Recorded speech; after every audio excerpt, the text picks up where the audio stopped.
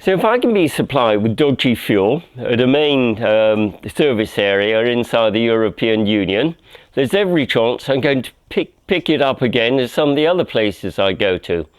So how do I guard against this in the future? Well, I've adopted a three-pronged approach. Firstly, pre-filtration. Now previously the Land Rover had a fuel sedimenter like this, widely fitted to the military Land Rovers. It works by simple gravity separation. There's no filter unit in there, and water and heavier particles collect in the bowl there. It does quite a good job, but the problem is you can't see what's going on, and if it's filling up with muck, the only way to find out is to stop and to disassemble it. Also, to protect the fuel lift pump, I used to use inline filters like this, which are okay, but they're not really man enough for the job.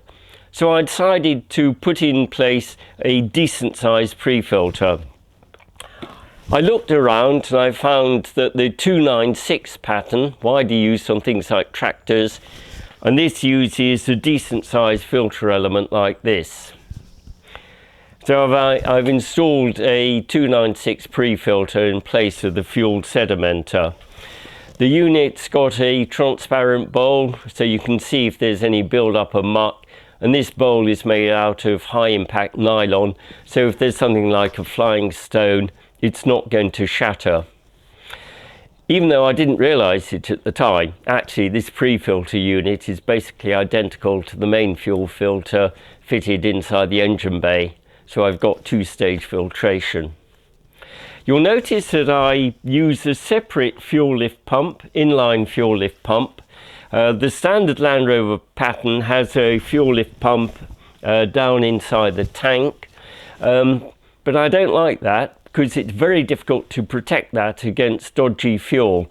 At least by having an inline fuel lift pump, I can put in place a really good pre-filtration. Now, even though I've got very good fuel filtration, that alone isn't good enough, because experience shows that if you've got a lot of water in the fuel, sooner or later it's going to find its way through into the engine, and it's not good enough waiting till the engine splutters before you know you've got a problem. Now, in the marine world, it's quite common to have water in fuel alarms, and I bought such a unit from my local ship's chandlers. You've got a sensor which is installed in the filter bowl there, and you've got a visual readout with a red LED which goes into the cab. Now this sensor needs quite a deep bowl to be installed in, and the standard bowl on the Land Rover fuel filter isn't suitable. However, we do have a nice deep bowl here from the fuel sedimenter.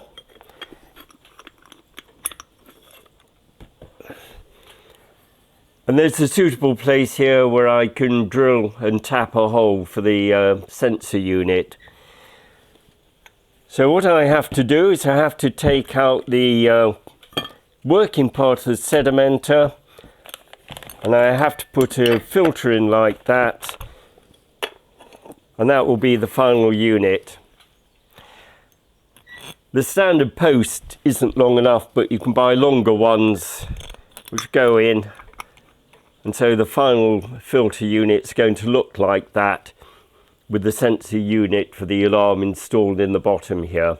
Well, I've been waiting for this 1/2-inch UNF tap to arrive so I can proceed with the installation of the water alarm. All of my other taps and dies are metric, so I had to buy this specially. Firstly, I drill the filter bowl to take the sender unit. Now I thread it using the new UNF tap which I just bought. Now for a good clean-up, getting rid of all of the muck which it acquired in its former life inside the wheel arch. And finally I can fit the sender unit. I think that seems to be a pretty good job. Now we need to test the alarm before I fit it. This is my test setup. Right, I've powered it up. You see we've got the green LED on here. I've taken out the filter bowl from the main fuel filter. So let's put a bit of diesel into the bowl here.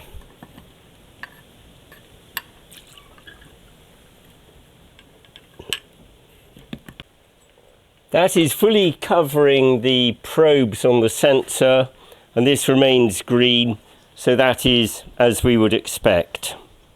And now for the real test. Have a bit of water here, an old milk bottle. Haven't seen this in a long time, have you? We put him in, and lo and behold, the red LED has come on, so it's worked correctly. So this is what the final filter setup looks like, albeit partially obscured by the brake servo pipe. I mounted the display unit under the dashboard, roughly at knee level.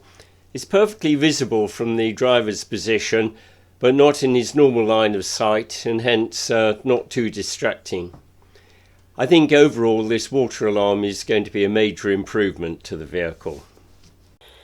Well, we're not quite yet there. We got to this stage. I've unfortunately bought some contaminated fuel. Driving along, the alarm goes off. I realise there's a problem. I pull off the side of the track. The engine hasn't been damaged. But how do I proceed? If I'm in a populated area, I can call for roadside assistance. I can get a contaminated fuel guy to come out and clean out the system for me, like last time. But if I'm in a depopulated area, how do I proceed?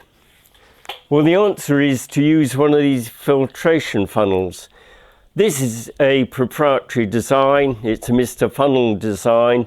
I'm quite sure there's other alternatives available. And it's got two elements to it. There's a ceramic microfilter there, which takes out any solids. But there's also a well at the bottom, which separates out the water. Now you need to have an empty container with you, typically a jerry can, and so you decant the fuel from the tank bit by bit, means climbing under the vehicle, disconnecting the fuel hose, putting it into the jerry can, putting it through here, back in the tank, so forth and so forth, until the fuel is finally clean. It's going to be a long, messy operation. I'm quite sure there's going to be a lot of effing and blinding, quite sure I'm going to get absolutely covered in diesel, and even though it's going to take time, I will get the diesel clean and I will be able to proceed. It is a solution.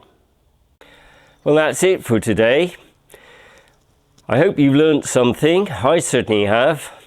It's been quite a long journey since the original Contam fuel incident in Hungary 3 years ago. But I think I'm in quite a good position. The fuel system's never been in better condition with new and refurbished parts throughout. And I've got a good filtration solution. And I've also got mitigations in place in case of future Contam fuel incidents. But that is what overlanding's all about.